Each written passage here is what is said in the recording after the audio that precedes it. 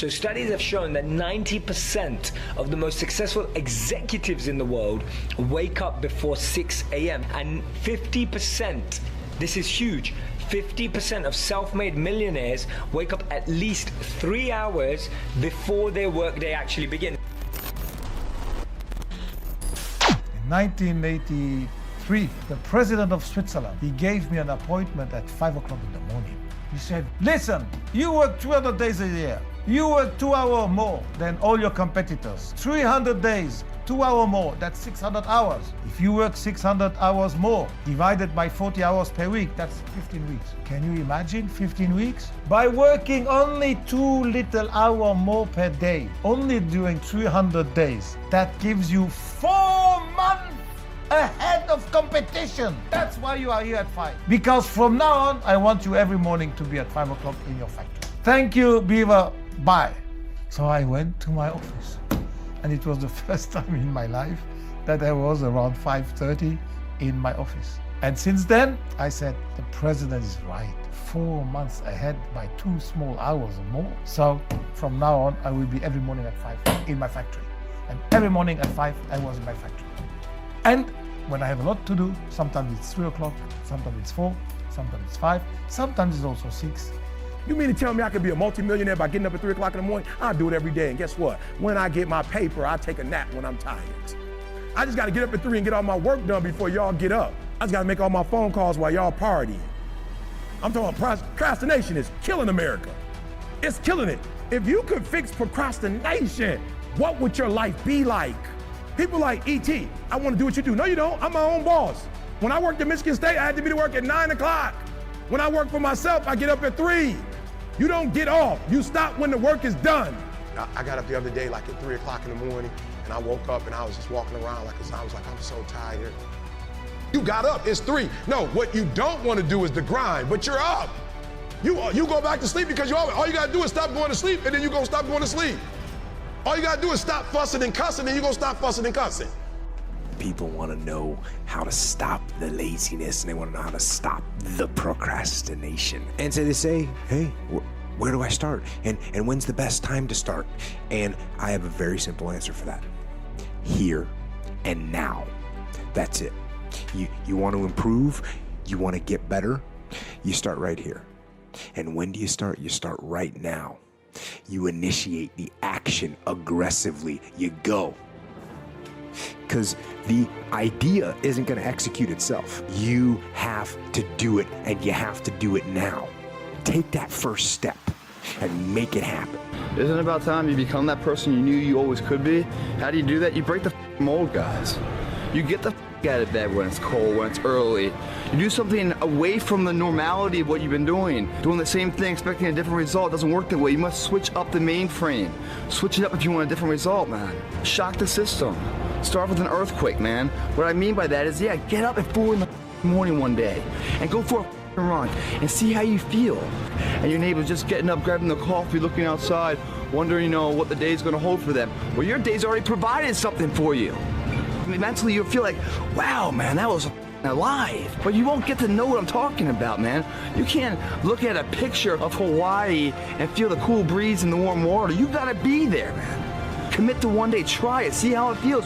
Getting up that early when everyone else is asleep, or it's that cold. When everybody else says, no, this is not comfortable, we shouldn't do this. You say, yes, motherfucker, I'm gonna introduce myself to it. Every transformation always gets worse before it gets better. Hustle is putting it all on the line. Hustle is waking up one day, the day before you die, and realizing you gave it your all into the parenting of your children, the building of your businesses, the philanthropy that you wanted to do. Whatever you define, it's just, all in, emotionally and executionally, in theory and strategy and in execution. I believe work ethic is important if you want to achieve hyperbolic success. I'm not worried about how much sleep they get. I'm worried about what they do while they're awake. I'm fascinated by people who say, I hustle, I sleep 4 hours, but then watch 3 hours of YouTube videos a day.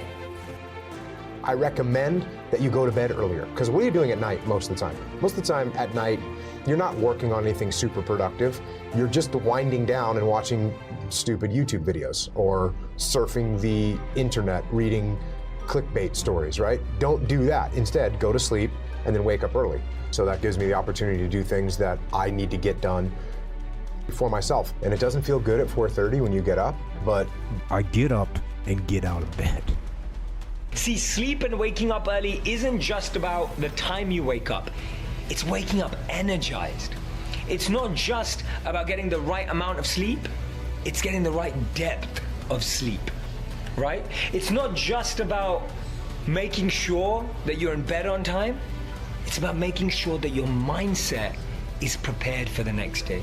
Many of us can wake up early, but wake up stressed, but wake up with lack of energy. My definition of being an early riser is one who wakes up with energy, is one who wakes up empowered, is one who wakes up enthusiastic, is one who wakes up enlivened, and it's one who wakes up enlightened. Make sure my top 5 tips for the early riser challenge. E is evening routine. So E, master your evening routine. Focus on making it a big priority with a small change. You may just try for the next few days to read a book before you go to sleep. You may just try to not look at your phone, right? Whatever it may be, whichever one it is. The second one is affirmations. Affirmations are powerful statements that empower you to wake up how you want to wake up.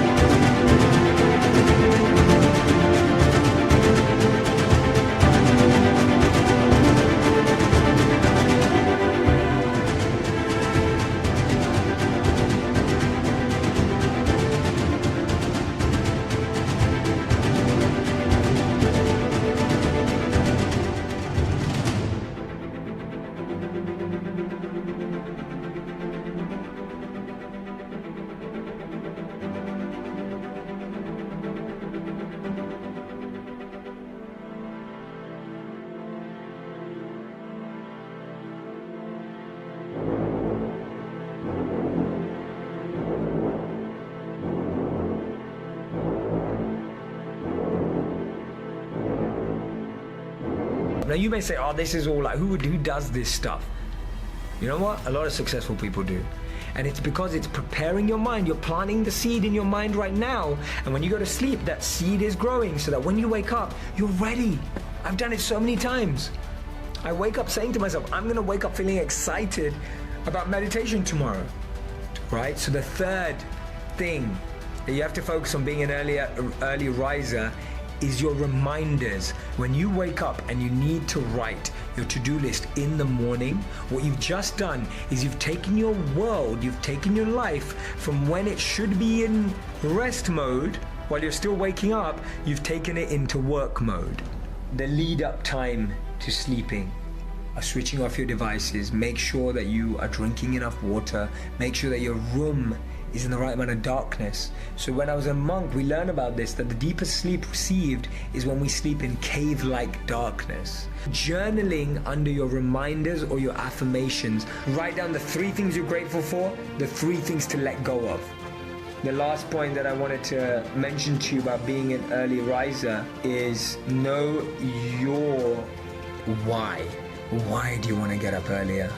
When you have a strong why, when you know why waking up earlier is important to you, whether it's for your kids, whether it's for your project, whether it's for your dreams, whatever success means to you, your why